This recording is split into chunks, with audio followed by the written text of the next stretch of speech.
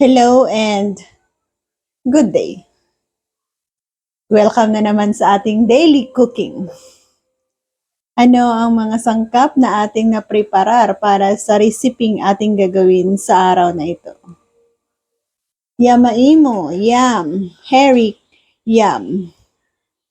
Yan, meron tayong yamaimo, buto-buto ng baboy, pork bone, squid, pork belly, ang ating onion flour, at isang green vegetables. Ano na naman ang ating gagawin sa mga ingredients na ito? 1, 2, 3, 4 dish na naman. Soup, yamaimo and buto-buto ng baboy. Squid with onion flour, fried pork, at ginisang gulay. Hopefully, masubaybayan nyo hanggang sa ending ng ating video ang mga simplihang pamamaraan na ating gagawin para sa ating recipe for today. Magsa-start tayo sa pagpapakulo ng ating sabaw. Hugas kulo muna.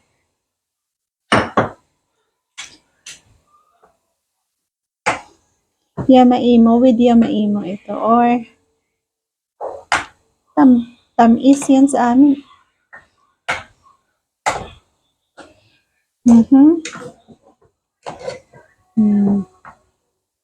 Pakuluan natin ito hanggang sa lumambot. Balikan natin, kumukulo na ang ating tubig. Add on ang ating buto-buto.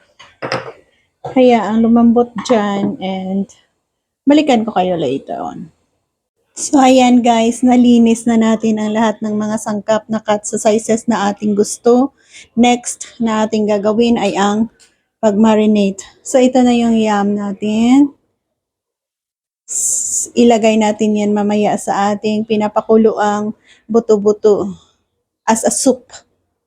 Ito naman ay partner silang dalawa.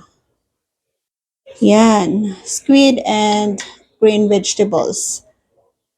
Ito ginisa lang and fried. 1 sabaw, 2 gulay, 1 karni at 1 sabaw, 4 lang. Simple marination lang. Soy sauce konti. Dito naman, marami.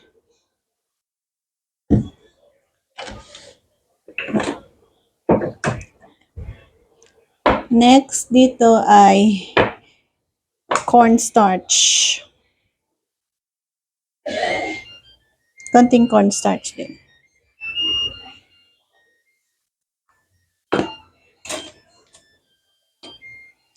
Black pepper. Black pepper. Ito, wag na lang natin lagyan ng salt. Magbe-base tayo sa ating nilagay na soy sauce. Konting MSG. Konting MSG.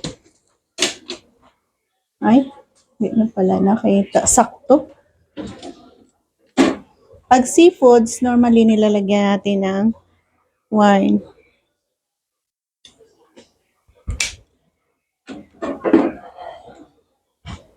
Marinate natin yan. Balikan ko kayo pag ready to cook na tayo. Bye-bye.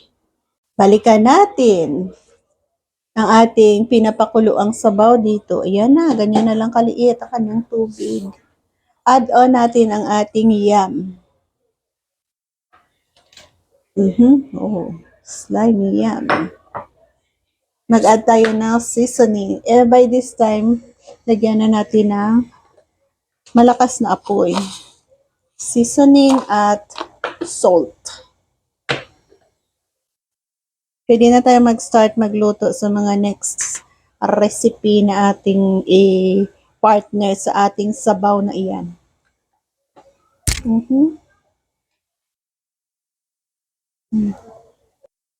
So yan na, cover ulit natin. Totally soft na yan, oh. Lambot na malambot na talaga yan. Oh, kita niyo, durog na nga. Gaano nga ba kalambot? Pinakuluan kasi natin to ng mahaba-haba na eh. Oh, ganyan na siya kalambot pala. Super lambot.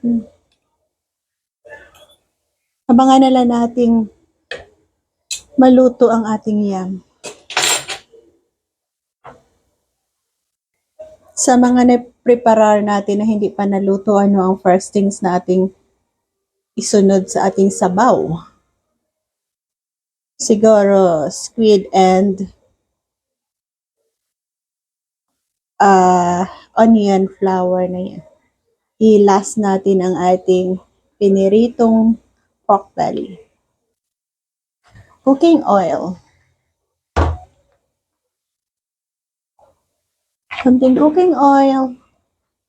Konting garlic.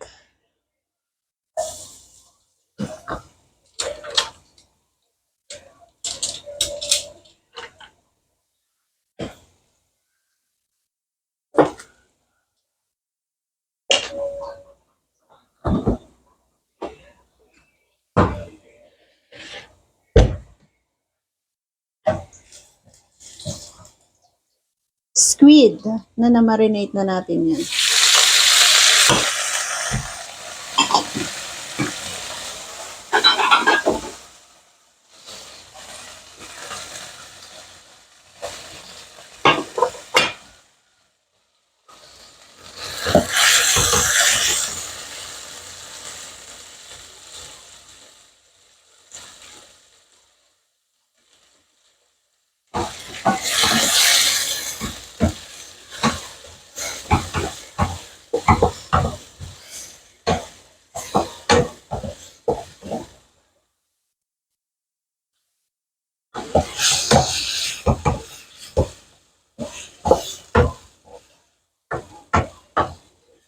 Easy lang na. Lagay natin ang ating onion flour. Lesa na marinate natin na yung kanina yung squid natin, meron na yung lasa. Konting oyster sauce lang. Gaano ka konti? Oyster sauce.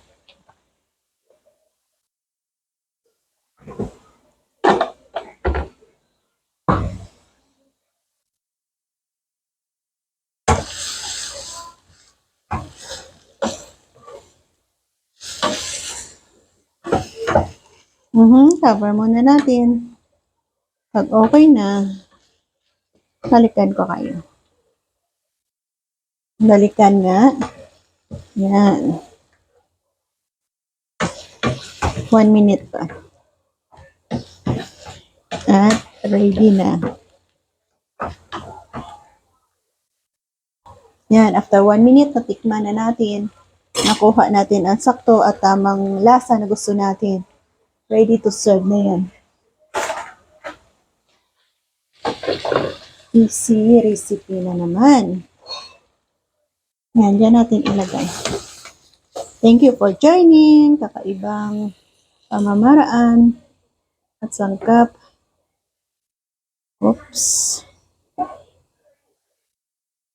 Next, ang ating gulay, green vegetables natin. Ginisa rin. Ayan.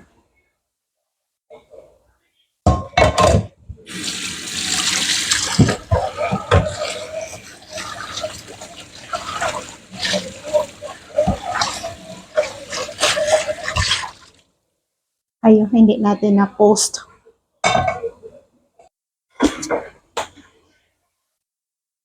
Cooking oil.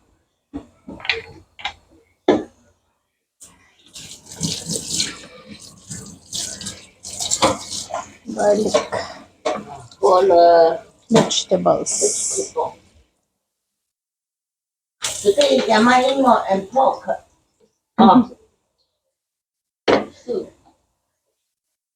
Yes. Simple lang. Easy and simple. The recipe.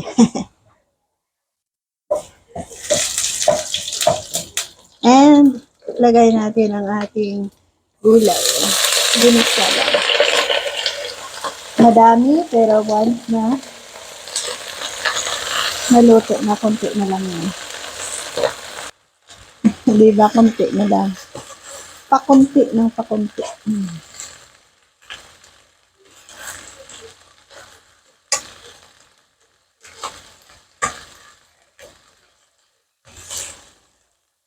Masarap din na klaseng gulay ito.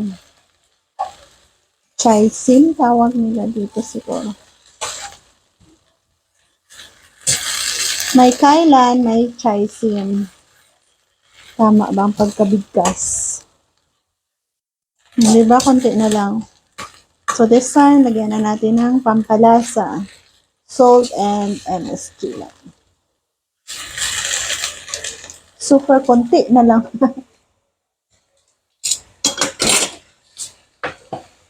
Pero yan ang perfectly na. Way ng pagluluto.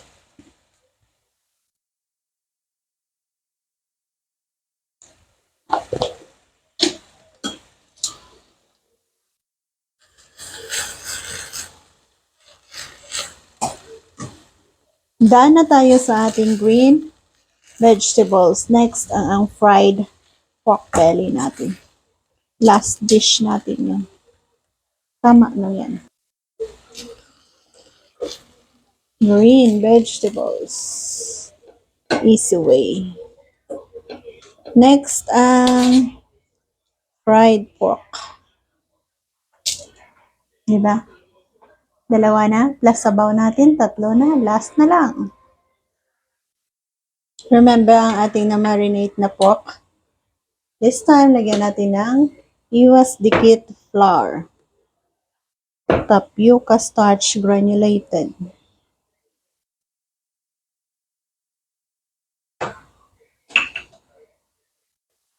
Damihan natin ang cooking oil.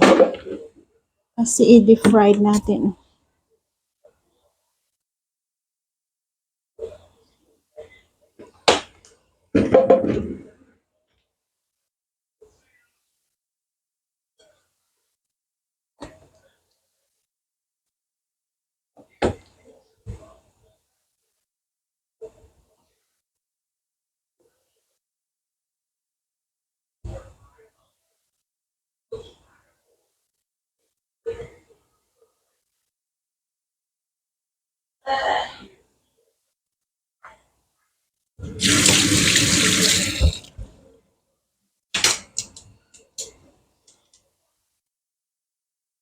Pwede na natin ilagay ang ating na-coated ng flour yan.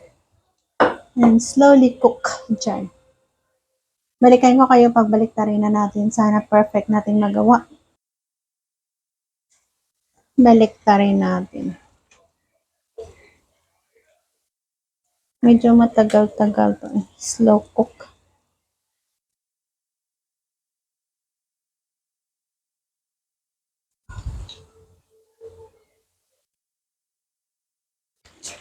Dahil sa binantayan natin, perfectly natin na achieve ang ating fried pork na ito.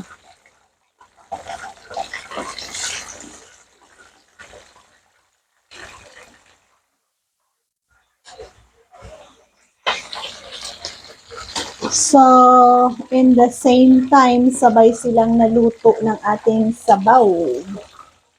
Yan, soft na ang ating sabaw dito. Ready to serve na rin. Napakalambot at masarap higupin. Process of crunchiness outer layer na yung ginagawa natin. Kanina kasi slowly cook natin yan sa mababang apoy. Ngayon, linakasana natin.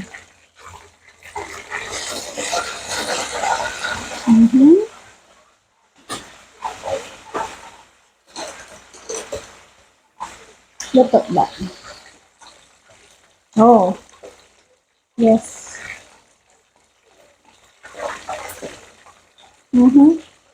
Okay na siya.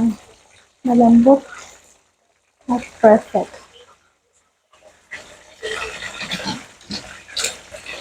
Ready na rin yan. At ayan na nga guys, naluto na natin lahat ang ating 4 dish na ginawa sa araw na ito. Pork fried pork, squid, vegetables, and soup. Thank you for joining sa ating mabilis na pamamaraan lang ng pagluluto ng mga set of lunch naman natin. Ayan, as garlic and leek partner ng ating pork, kumakain na. Tinikman at nakuha ang sakto at tama. Cut natin to ng mga maliliit. Or in a very thin slice. Ika nga.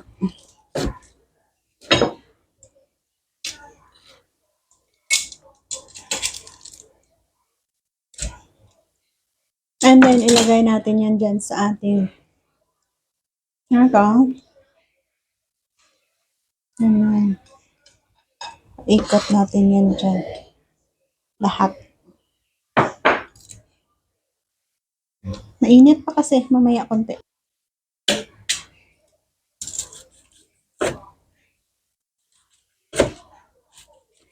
Easy to eat pag maliliit na slices ang ating ginagawa.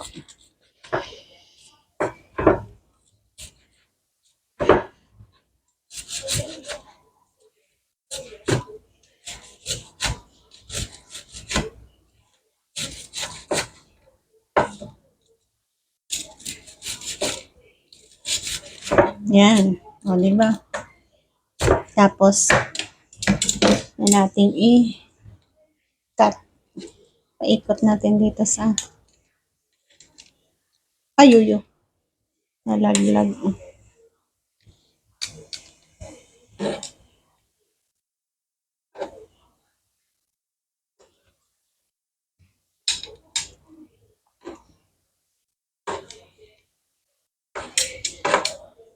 At ayan na nga.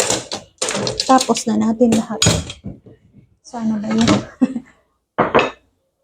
So, this is it. Nga, diba masarap. Bye-bye, God bless, and thank you again.